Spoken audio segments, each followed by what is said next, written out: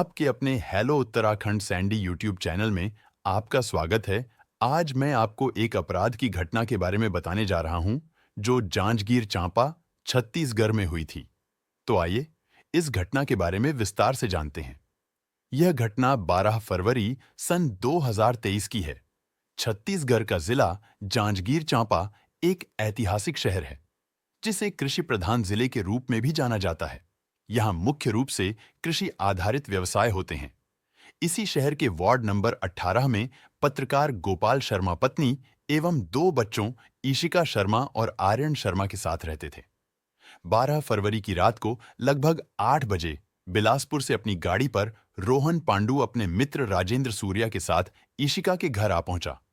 उस दिन ईशिका के मां बाप घर पर नहीं थे। वो किसी काम से कोरबा गए हुए थे। रोहन को देख करके इशिका ने हंसकर उसका ऐसे स्वागत किया मानो कोई मनमुटाव वाली बात थी ही नहीं। रोहन पहले भी कई बार राजेंद्र के साथ वहां आ चुका था। उनकी दोस्ती के बारे में इशिका के पिता गोपाल शर्मा को भी पता था। इशिका पिछले 6 साल से एंकर के रूप में शहर में मशहूर हो गई थी। गोपाल शर्मा को अपनी पत्रकार बेटी पर गर्व था, जो यूट्यूब पर एक जानी मानी पत्रकार बन चुकी थी। यूट्यूब पर चलने वाले उसके शो को हजारों लोग देखते थे। जब इशिका ने 6 साल पहले पत्रकारिता के क्षेत्र में कदम रखा, तो इसी दरमियान रोहन पांडे से उसकी मुलाकात हुई थी। वो उसके सहायक के रूप में काम करता था।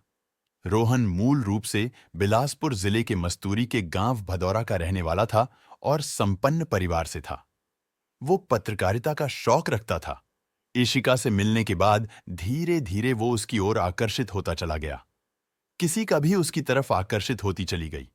इसी बीच इशिका शर्मा पत्रकारिता के क्षेत्र में एक बड़ा नाम बन गई थी। वो पत्रकारिता कैरियर के साथ साथ अपनी पढ़ाई पर भी ध्यान दे रही थी। वो एलएलबी की पढ़ाई कर रही थी। साथ ही उसने राजधानी रायपुर स्थित कुशाभाऊ ठाकरे पत्रकारिता विश्वविद्यालय में दाखिला भी ले लिया था। वो यहां से इलेक्ट्रॉनिक मीडिया से एमएससी कर रही थी। रोहन पांडु अपने मित्र राजेंद्र के साथ इशिका के घर पर बैठा बातें कर रहा था। रोहन लगभग 2 महीने बाद उससे मिलने के लिए उसके घर पर आया था। रोहन ने औपचारिक बातों के बीच पूछा, अंकल और आंटी कोरबा कैसे गए हैं? इसी समय इशिका के फोन पर किसी की कॉल आई। कॉल रिसीव करने के बाद वो रोहन को अनदेखा कर फोन पर हंसकर बातें करने लगी। काफी देर तक इशिका मोबाइल पर बातें करने में व्यस्त रही। रोहन पांडु ये देखकर पहलू बदलने लगा। उसे समझते देर नहीं लगी कि इशिका किसी दूसरे लड़के से मोबाइल पर बात कर रही है। वो बातें भी कर रही थी और हंसते हुए रोहन की ओर देख भी रही थी। ये देख कर के रोहन को बहुत गुस्सा आ रहा था। जब फोन पर बातचीत बंद हुई तो रोहन ने कड़े शब्दों में कहा, तुम नहीं सुधरेगी। मैंने लाख समझाया, मुझे तो यही लगता है कि शायद मैं ही तुम्हें समझ नहीं पाया। रोहन की बात का जवाब देते हुए इशिका ने कहा, तुम मुझ पर बंधन लगा रहे हो, ये अच्छी बात नहीं है। रोहन, मैं अगर तुमसे शादी नहीं करना चाहूं तो ये तो तुम्हारी मर्जी है। मैं तो अपनी दिल की बात बहुत पहले तुम्हें बता चुका हूं और इसलिए तुम पर अधिकार रखता हूं। देखो रोहन, अभी तो जिन्होंने मुझे पैदा किया है ना, उनकी भी बहुत सी बातों को मैं नहीं मानती हूं। रही बात तुम्हारी, तो तुम और हम सिर्फ दोस्त हैं, इससे आगे और कुछ नहीं। तुम कभी कुछ कहती हो और कभी कुछ। तुम्हें समझना मेरे बस की बात नहीं है, मगर मैं ये कैसे बर्दाश्त करूं कि मेरे सामने ही तुम किसी दूसरे लड़के से बात कर रही हो। रोहन, जैसे तुम मेरे दोस्त हो वैसे कई लड़के मेरे दोस्त हैं और तुम इन सब बातों को दिल पर मत लो। इशिका ने बड़े सख्त लहजे में साफ साफ कहा। फिर उसे जाने क्या लगा कि वो चेहरे पर मुस्कान बिखेरते हुए बोली, चलो ठीक है, अब आगे क्या करना है बताओ। रोहन ने राजेंद्र की ओर देखते हुए हाथों को नीचे झटकते हुए कहा, चलो ठीक है, अब होटल चलते हैं, वहीं खाना खाएंगे। इसके बाद वे दोनों घर से होटल के लिए निकल गए। सोमवार 13 फरवरी सन 2023 को सुबह लगभग 10 बजे गोपाल शर्मा ने बेटे आर्यन को फोन लगाया। जब उसने कई बार कॉल करने के बाद भी फोन रिसीव नहीं किया तो इसी को फोन किया, मगर उसने भी कॉल रिसीव नहीं की। कई दफा कॉल लगाने के बाद भी जब दोनों ने कॉल रिसीव नहीं की तो गोपाल शर्मा और उनकी पत्नी जानकी शर्मा चिंतित हो गए। दोपहर 11 बजे कॉलोनी के गार्ड रघु को गोपाल शर्मा ने फोन करके कहा, रघु, मैं कल से कोरबा आया हुआ हूं। इशिका और आर्यन दोनों को मैंने कई बार फोन किया, लेकिन वे फोन रिसीव नहीं कर रहे हैं। हमें बड़ी चिंता हो गई है। जरा घर जाकर दोनों में से किसी से बात तो कराओ। आज संडे है, हो सकता है दोनों सोए हुए हों। गोपाल शर्मा के कहने पर कॉलोनी का गार्ड हूं। यादव गोपाल शर्मा के घर पहुंचा। भीतर झांकने लगा तो देखा दरवाजा खुला हुआ था। वो भीतर चला गया, तभी देखा कि इशिका मृत पड़ी हुई है। यह देखकर रघु घबरा गया और शोर मचाकर पड़ोसियों को बुला लिया। लोगों ने देखा एक कमरे में आर्यन सोया हुआ था। उसे जगाया गया तो वह उठ बैठा। स्थिति समझने में उसे थोड़ी देर लगी। फिर बहन को मृत पड़ा देखकर रोने लगा। उसे समझ नहीं आया कि इशिका को किसने मार दिया। इसी बीच किसी ने पुलिस को खबर दे दी। थोड़ी ही देर में पुलिस भी वहां आ गई। इशिका के पिता गोपाल शर्मा नगर के प्रतिष्ठित पत्रकार थे, इसलिए लोगों की भीड़ भी घटनास्थल पर जुड़ती चली गई। गोपाल शर्मा को रघु यादव ने सारी जानकारी मोबाइल पर दी तो वह घबरा गए और बोले कि मैं पत्नी के साथ तुरंत निकल रहा हूं। पुलिस वहां पहुंच चुकी थी। एसपी विजय अग्रवाल से भी इशिका अक्सर मिलती रहती थी, इसीलिए जब उन्होंने उसकी हत्या की बात सुनी तो वह भी घटनास्थल पर पहुंच गए। तत्काल पुलिस ने डॉग स्क्वाड बुलवाई ताकि हत्यारे तक पहुंचा जा सके, मगर खोजी कुत्ता पास ही मोहल्ले में जाकर वापस आ गया।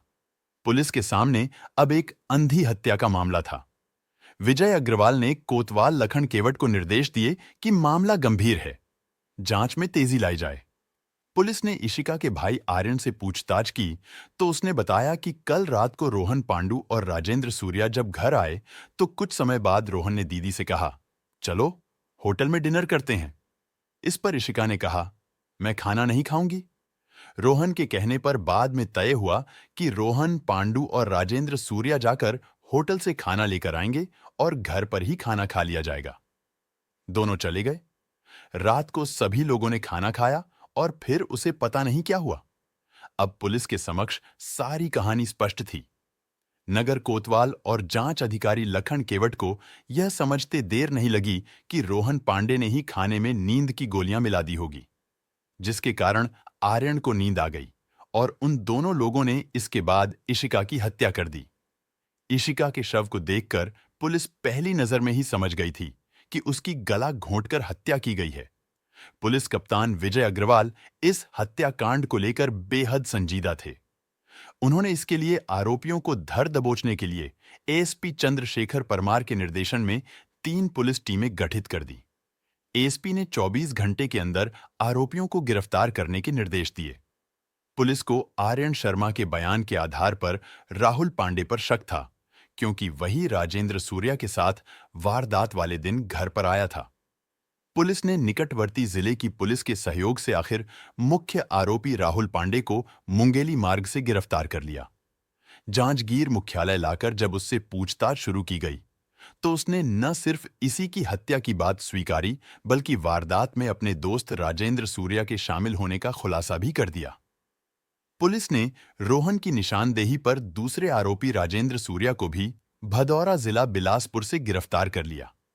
रोहन ने बताया कि वह गिरफ्तारी के डर से रायगढ़ शहर चला गया था, जहां वो अपने दोस्त से मिला और अपने लंबे बाल कटवा दिए ताकि उसकी पहचान न हो सके। इसके बाद वह शिवरी नारायण और शिवरी नारायण से कवर्धा पहुंचा। यहां अपने दोस्त से मिलकर वो फिर कवर्धा से मुंगेली जा रहा था। तभी पुलिस ने रास्ते में उसे धर लिया। दोनों आरोपियों को घटनास्थल पर ले जाकर पुलिस ने पूछताछ की और सारे सबूत इकट्ठा किए। आरोपी रोहन और राजेंद्र दोनों भदौरा थाना क्षेत्र मस्तूरी जिला बिलासपुर के निवासी है। हिरासत में लेकर पूछताछ करने पर इसी का शर्मा हत्याकांड के आरोपी राहुल पांडु और राजेंद्र सूर्या ने पुलिस के सामने सारी कहानी उगल दी।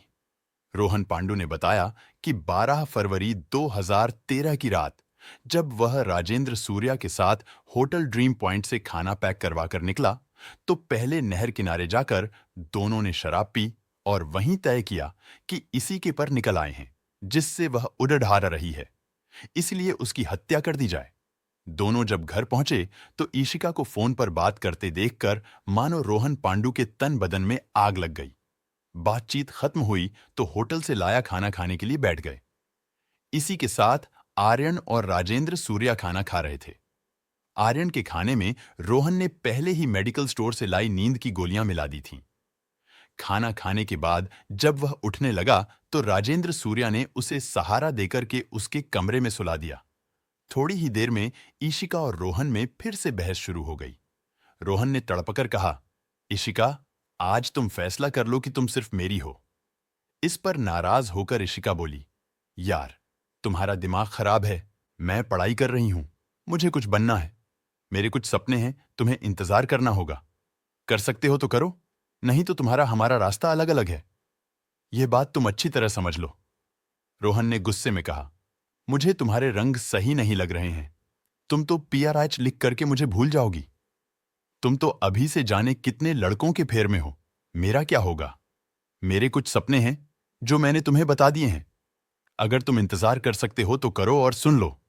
मुझे किससे बात करनी है और नहीं करनी है, ये मुझे मत बताया करो। इतना सुनना था कि रोहन का पारा चढ़ गया। वो समझ गया कि इशिका, जिसे वो जान से ज्यादा प्यार करता है, उसके हाथों से निकलती चली जा रही है। अब उसे कुछ करना ही होगा। यह सोचकर वह गुस्से से आगे बढ़ा और इशिका को कई थप्पड़ जड्डे दिए। जब उसने विरोध किया तो उसका गला पकड़ डेच लिया। वो तड़यशपने लगी, अपने आप को छुड़ाने लगी तो राजेंद्र सूर्या ने भी उसे पैरों से पकड़ डेच लिया और दोनों ने मिलकर उसका गला दबाकर उसकी हत्या कर दी।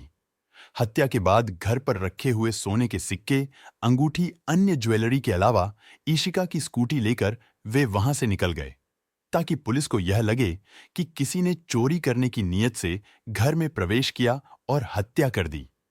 पुलिस ने आरोपियों से पूछताछ के बाद उनकी निशानदेही पर 3 मोबाइल फोन, सोने की अंगूठी, चांदी का सिक्का, सोने का लॉकेट, सोने का ब्रेसलेट, एक स्मार्ट वॉच, चांदी की मूर्ति और स्कूटी बरामद कर ली।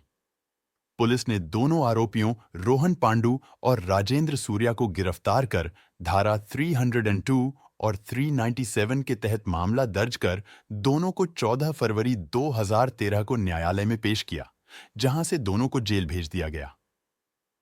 दोस्तों, आप अगर चैनल पर नए हो तो आप चैनल को सब्सक्राइब करने के साथ कमेंट बॉक्स में इस कहानी के बारे में अपने विचार जरूर लिखिएगा। मिलता हूं एक नई कहानी के साथ, तब तक के लिए अपना ख्याल रखिएगा।